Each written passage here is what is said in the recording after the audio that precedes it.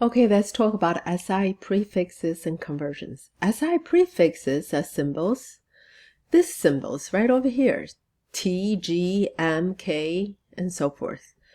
So combined with SI base units. What are the SI base units? That's meters, grams, seconds, to form a larger or smaller base units by multiple or submultiple of 10. SI prefixes are used to express quantities that are very large or very small. So if we try to find the mass of the Earth, we have to use scientific notation. So we use, instead of, we can use giga or mega. We have gigabytes and megabytes in the computer. We use kilometers to find the distance and so forth. So a lot of times we need to convert. We need to convert to say how many megameters is in 1 decimeter or centimeter, and we need to convert between the units, and or convert between any other units, such as from feet to meters, or miles to meters, and pounds to kilograms, and so forth. Unit conversion using conversion factors. So we use math rules in conversion. Rule number 1, if A equals to B, then we know A divided by B equals to 1, so is B divided by A also equals to 1. And this A over B equals to 1, A over B or B over A, we call it conversion factors. So all conversion factors are 1. So the rule 2, if C times 1, any C can be any number. Any number times 1 is still equals to C equals to itself. So if A over B equals to 1 or B over A equals to 1, then C times A over B equals to C, and C times B over A is still equals to C, because A over B is 1, B over A is 1. And this is called conversion factors. All the conversion factors are 1. For example, if we wish to convert 2 miles into meters, we're given conversion factor 1 mile equals to 1,609 meters. So first we have to see what's the conversion factor. There are 2 of them, right? They're both 1. 1609 meters divided by 1 mile equals to 1, or 1 mile divided by 1609 meters also equals to 1. So we have to use 2 miles times the conversion factor would still be 2 miles since we want to change into meters. So we have to cancel out miles. Think about which one do you multiply in order to cancel out miles, since this mile is on the numerator. So you must multiply a conversion factor with miles in the denominator. So this is the one in the denominator. See, this mile and this mile cancels. So you ended up with meters. It becomes 2 times 1609. That's how many meters you have. So the units are part of measurements as important as a number, so they must always be kept together, right? So how do we convert? So let's apply the strategies we learned before. First, we have to identify the target unit and the known conversion factors. Then set up the problem using the given units and conversion factors to determine unknown. Note units can be multiplied or divided like numbers, and do the math. Does the answer make sense? Okay, 2 examples. Convert 65 miles per hour to feet per second. Convert 65 miles per hour to meters per second. So let's see. 1 mile, these are the conversion factors. 1 mile is 5280 feet. And 1 mile is 1609 meters, and here's the conversion factor between hour and the second.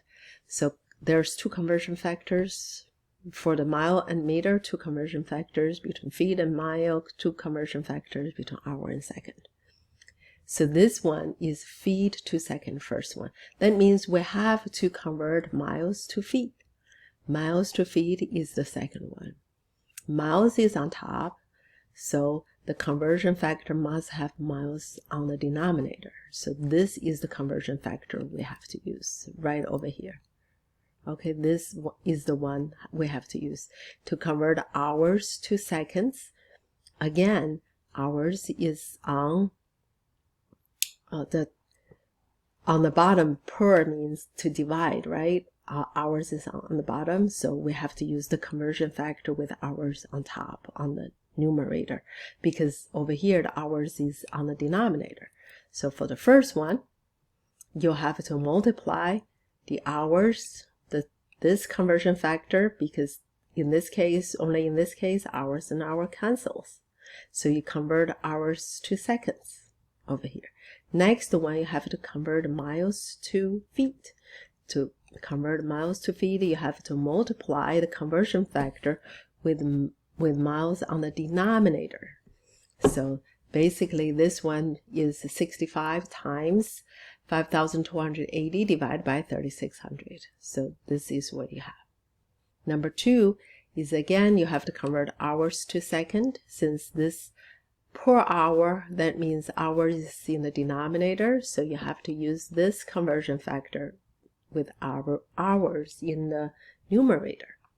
So use this again. Next one, you have to convert miles to meters. Since this mile is in the numerator, so you have to use conversion factor with miles in the denominator. So that would be this one. Multiply them together, then you should have 29 meters per second. Here is the example. Try to do it. See if you can do it. You can stop it. So what do you have to do? You have to convert kilometers to meters, right? And then you have to convert hours to second. So write down your conversion factor. 1 kilometer divided by 10 to the 3 meters, or 10 to the 3 meters divided by 1 kilometer. So obviously you have to use 10 to the 3. This, by the way, is 10 to the 3 divided by 1 kilometer. This kilometer has to be on the denominator, so to cancel that out. And to cancel out, to change hours to second, since this hour is in the denominator, you'll have to have the hours on the numerator. So it has to be 1 hour over 3,600 seconds. That's how it's the unit cancels. You ended up with meters per second. Another one. So here is cubic inches. You need to convert cubic inches in cubic centimeters. Since this is cubic, cubic means to the third, right? So let's see, 1.84 inch cubed. So you have to multiply conversion factor with inch cubed on the bottom. So the conversion factor, this has to be on the bottom, so on the denominator, so it has to be 2.54 divided by 1. But you have the cubed thing, so this way you have 1 inch cubed and centimeter cubed, right? So because you want to convert centimeter cubed, this way inch cubed and inch cubed cancels. You ended up with centimeter cubed. And that's how you do it. And that's it for this lesson.